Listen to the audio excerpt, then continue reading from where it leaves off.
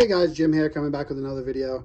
Today I wanted to share with you guys this 630 card 1976 SSPC baseball card set that I had recently purchased. This is a great looking vintage oddball set. I have always liked it.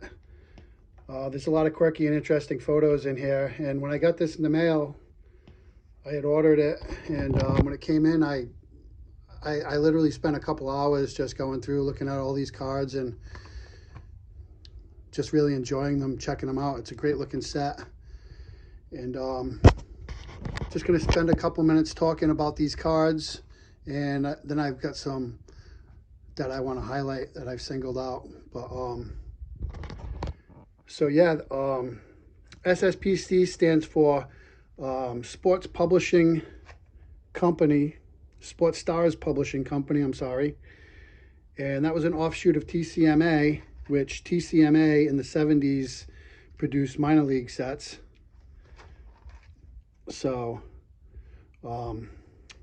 there is some confusion about the dates on these sets. The copyright on the back says 1975, but they were actually released in 1976. So officially, it is considered a 1976 set. And the design is a great design on the front. It basically, the design takes over the full card, and it is loosely based on the 1953 Bowman. The 1953 Bowman design, as you can see here. So there's that. Now the photos on these cards were all taken at Shea Stadium, and apparently the photographer did not have stadium credentials, but he had previously been a bat boy for the Mets, and he was very friendly with the security. So they allowed him to sneak in, and he talked his way into getting players to pose for him for these cards. I don't believe they knew they were posing for cards, but not sure what the situation was there. But he did talk the players into getting them to pose for him.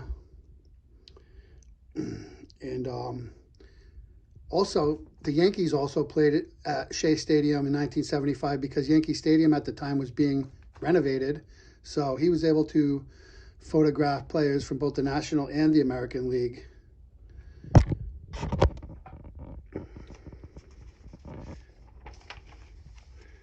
So the card backs, which I'm going to get to here, are multicolored. Now, there are no stat boxes here, but there are really some solid write-ups. And the write-ups on these cards were done by Keith Olbermann, the news guy, who at the time was actually a teenager in high school still. Nice touch I like on the backs of these cards as well, which is something that Topps I don't believe ever did, was they've got the players' uniform numbers listed on the cards. These are their uniform numbers. You see here, and there's the card number is here down to the bottom. So Bill Lee was number 37, so on and so forth. Obviously, Hank Aaron was 44, Rod Carew was 29. So I thought that was a pretty cool little touch that they put on there that you didn't see often with, I don't think we've ever seen that with Topps. So anyway, this set was not licensed by Major League Baseball or the Players Union, and Topps sued SSPC over this set. And the settlement included an agreement that SSPC would no longer produce a set of Major League cards. You know, these cards would look great autographed, but many of the players featured here were upset that they weren't compensated for their inclusion. So it's my understanding that they often refuse to sign these cards. And several years after this set was released, the negatives were stolen and bootleg sets started popping up on the market. And so basically there's only one way you can tell the difference between the bootleg sets and the original set, and that is by this card right here, number 593. It's actually a checklist card, and it has Nolan Ryan and Catfish Hunter. So on the original set, you see Nolan is spelled correctly, Nolan. On the bootleg sets, Nolan's name is spelled with a D at the end of it, so it's Noland. So the story is that the original negatives, there was an error, and it was caught and corrected prior to the original sets being released, but it got by. It wasn't caught on the stolen negatives, so the bootleg sets all have the error card as opposed to the corrected. So I guess you would say there's a bootleg set of a bootleg set, which is kind of funny. So anyway, I've got a bunch of cards that I want to highlight.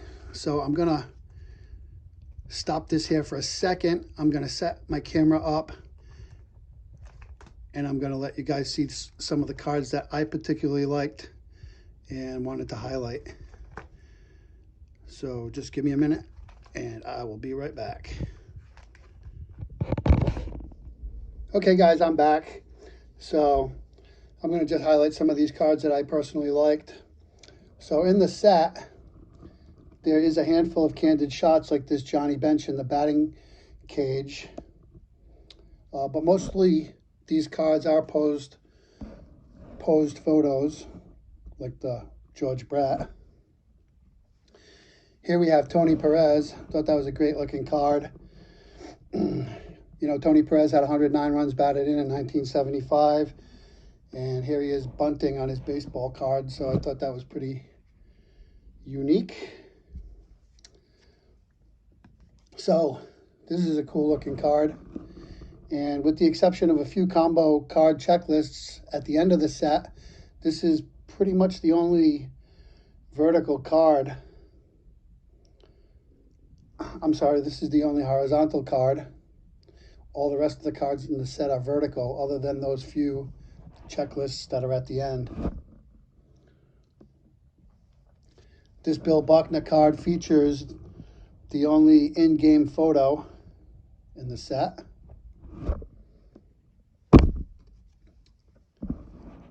Just thought this Joe Horner card was pretty cool. Not a card that we would have typically seen in any of the Topps sets that were released throughout the years. Very candid photo there. Very nice early George Brett card. And so this is the only sunset card for Harmon Killebrew. Topps never acknowledged his swan song stop in Kansas City. So I believe this is the only card of him with a Kansas City uniform.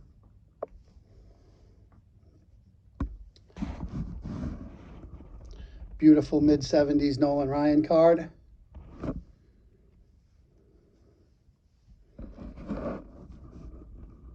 I'm not sure if this is the worst photo ever taken of Rod Carew or a work of art. Man, a hitter in his bat, I guess you could say.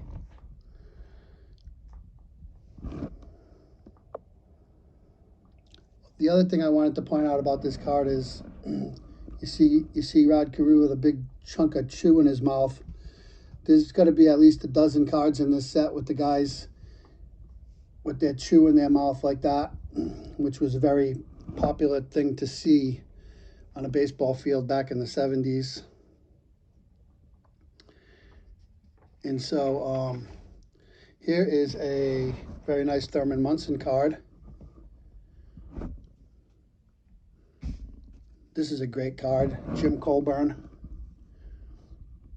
Definitely appears to be a night shot. Makes you wonder if Jim Colburn made this face every time he released the ball, he probably would have had a much better career. But just an awesome looking photo. Here's a great looking Robin Yount card. So don't forget, like the George Brett, this Robin Yount. These photos were taken in 1975, so these guys were rookies when these photos were taken. The set was released in 76, but the set was actually produced in 75. The photos were taken in 75.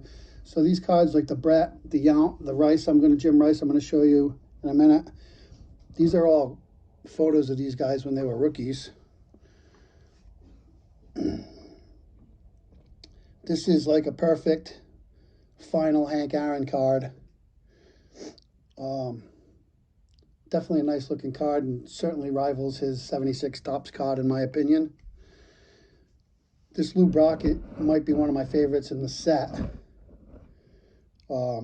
Just an awesome image, candid photo of Brock. You know, his 1976 Topps card is a beautiful card too, but it does have an old photo of him, where this is a current photo that they used here in this set. This is the only rookie card in this set. This is a true rookie card, Dennis Eckersley. Very nice image there of the Eck. Another card. You know, this is probably George Brett's rookie card was in '75, so this would be his first solo card. Again, would have been taken during the rookie year. And how about Woody Fryman in the bullpen cart? That's so cool. Another thing that was very common in the 1970s was the bullpen cart. Here's a very nice Jim Rice that I was talking about.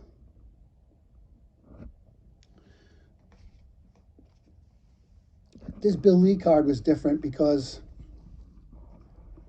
it appears that this photo was taken before 1975, because in 1975 the Red Sox had the new style cap and pullover jersey, and you see Bill Lee has the button down jersey and the old style cap that they had previously. So it's hard to tell, but looking at the background, it does look like Shea Stadium, but definitely could not have been taken in 1975 unless for some reason Bill Lee, being Bill Lee, had an old uniform on. I don't know. Check out this Oscar Gamble card. This is great. 1970s, of course, were known for its hairstyles, among other things, and they couldn't even get all the hair in the card here. Doesn't even completely fit in the frame there, so that's pretty cool. And of course, I love almost every Willie Mays card. I mean, he was just a coach here on this card, but still, Willie Mays, gotta love it. And the last one is this George Brett Al Cowens. This is a checklist card. Again, the horizontal checklist cards. There were a few of them, and this is one of them. Just a great image. Two young guys goofing off. Gotta love it. Looks like they were having so much fun they spelled Cowens' name wrong on there. That's an error. It should be Cowens. But anyway, such a great card. So that's all I got, guys. I know this ran a little bit long, and I probably could have ran it another 20 minutes talking about these cards in this set, but I'm going to cut it off here. That's all I got for now. I appreciate everyone watching. I hope you guys all have a great Thanksgiving, great time with your families, and we'll talk to you soon. Bye for now.